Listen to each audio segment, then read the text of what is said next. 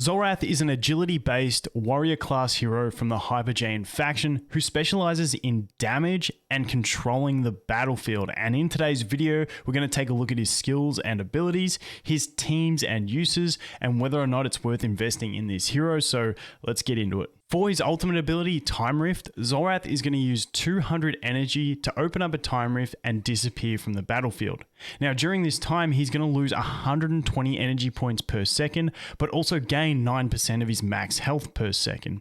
Now, if he runs out of energy, gets to max health, or uses the ability again, he will appear from the shadows and attack the weakest enemy. And this ability can also be used if he's under the effects of control abilities.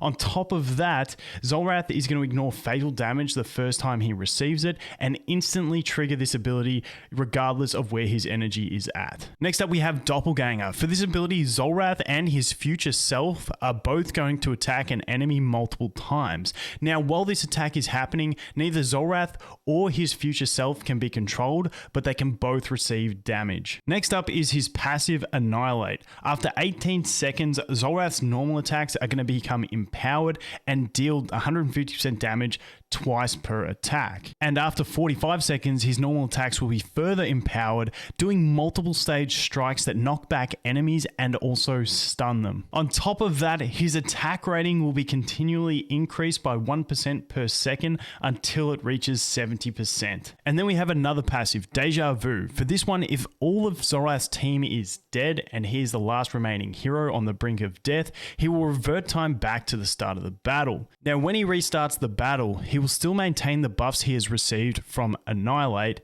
and this ability can only be used once per battle. On top of that, from the start of the first battle, Zolrath will steal 15% of his allies' defense rating, allowing him to buff himself up, but also make them a little bit weaker and more susceptible to die, allowing him to reset that time. And after time has been turned back, he will also gain a haste buff for the first 12 seconds of the next combat. Then we have his signature item skilled Prey. For this one, if enemies have a lower percentage health than Zolrath, he's going to deal extra damage to them. And at level 30, his damage is going to ignore defense ratings and damage immunity effects on enemies if their health is less than 40% of its max. And finally, we have his furniture ability, Postponement. At level 3, Zolrath delays his enemy's entrance onto the battlefield by 0.75 seconds, and the prerequisite for his Annihilate ability is reduced to 3.75 seconds when this ability is used. And at level 9, after using his Annihilate ability for a total of 65 seconds, the frequency of his normal attacks will be increased by 50%. He can be used in a variety of teams to help counter specific enemies.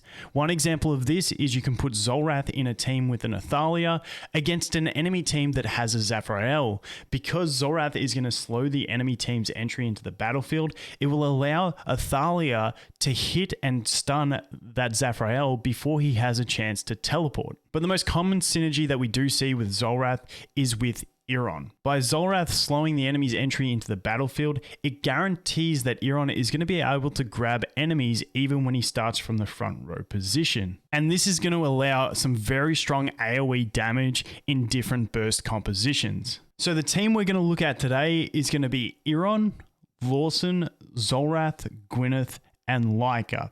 Now for this team, you can replace Gwyneth with a Zafrael, however, he's not as easy to obtain, so we are going to use Gwyneth in this example. So the way this team is going to work is that Zolrath is obviously going to slow the enemy's entry into the battlefield with his 3 furniture.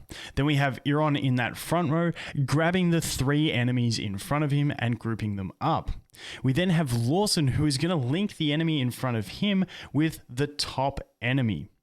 After that, we have Gwyneth. Now, her arrows are actually going to spread across the 4 enemies, the 3 that are grouped up with Iron and the 1 in front of Lawson. Now, the 2 enemies that are linked by Lawson are going to take extra damage because they will be receiving a portion of each other's damage, but they will both be getting hit by Gwyneth's arrows initially as well.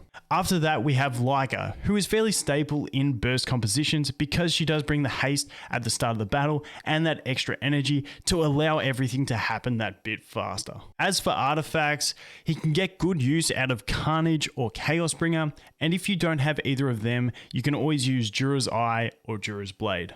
So with all that out of the way, is it worth investing in Zolrath?